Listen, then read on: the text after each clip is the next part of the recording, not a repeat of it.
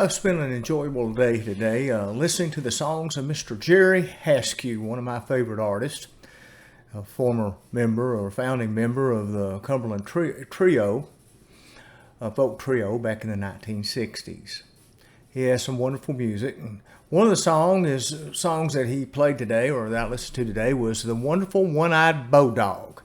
It reminded me of a little story that I published not too long ago, and I decided I would just offer you a recording of it today. I call it Wauhatchie of Good Dogs in My Childhood. When I was a child, there were always a lot of animals around. Almost everyone had one or more pets. Mostly dogs and cats, but the occasional raccoon, possum, fancy fighting rooster, squirrel, or rabbit. Sometimes even a pine snake or garden snake.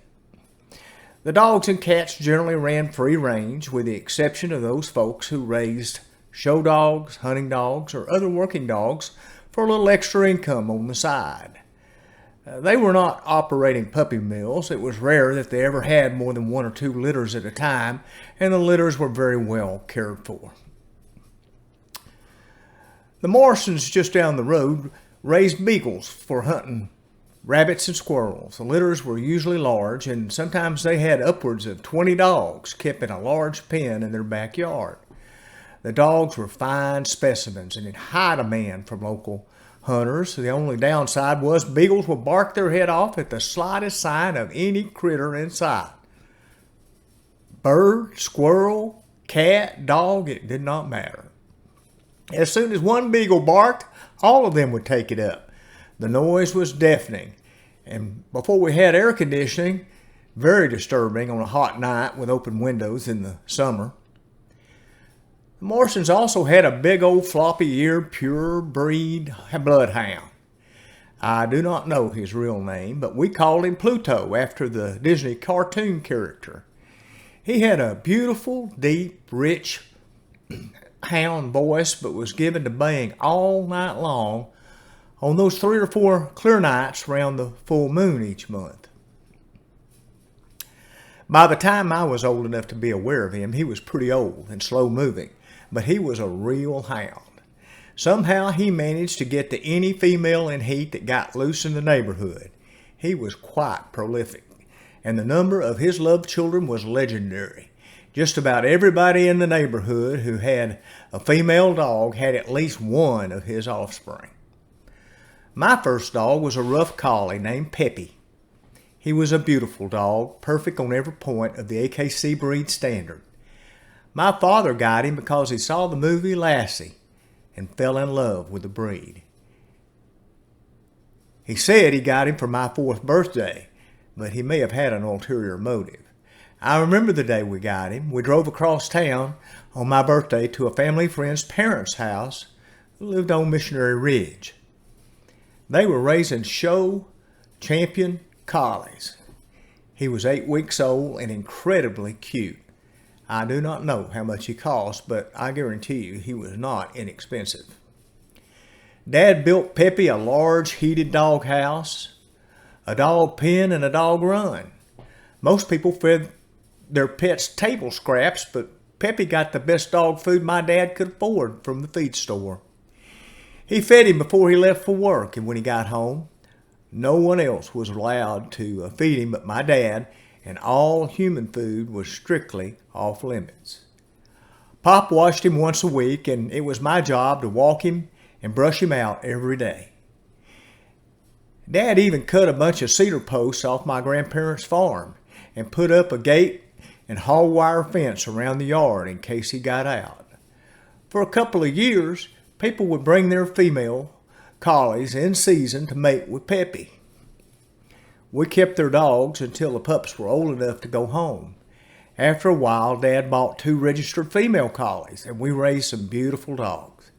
Dad loved dogs, and he personally vetted every buyer. Eventually, Dad went to work for U.S. Pipe and Foundry and was making more money. He decided then to give the dogs away because he was working 2 shifts and could not take care of them as he liked. I was heartbroken, and I cried and cried and cried until he relented and let me keep Peppy. After Dad gave the females away, he let Peppy out of the pen to roam freely in our fenced yard. Peppy was a beautiful dog, but not very smart. The rough collie AKC standards in those days were a heavy coat and mane, broad shoulders, narrow haunches, upright pointed ears, and a long, thin nose. These traits were achieved through selective breeding. The problem is that in pursuing the long, thin snouts, the breeders bred the sense of smell out of the dogs. Well, dogs' noses are an estimated 600 times more sensitive than humans, and smell is the principal way they make sense of their world. A dog without a sense of smell is severely handicapped and basically stupid. And that was the case with Peppy. His greatest joy in life was to chase cars with loud mufflers, and he had plenty of opportunities in our neighborhood. At the hint of a car coming, he would alert. As he heard the car topping the hill, he'd rush down to the road, barking his head off. Since the yard was fenced, he was limited to running the width of our yard along the fence.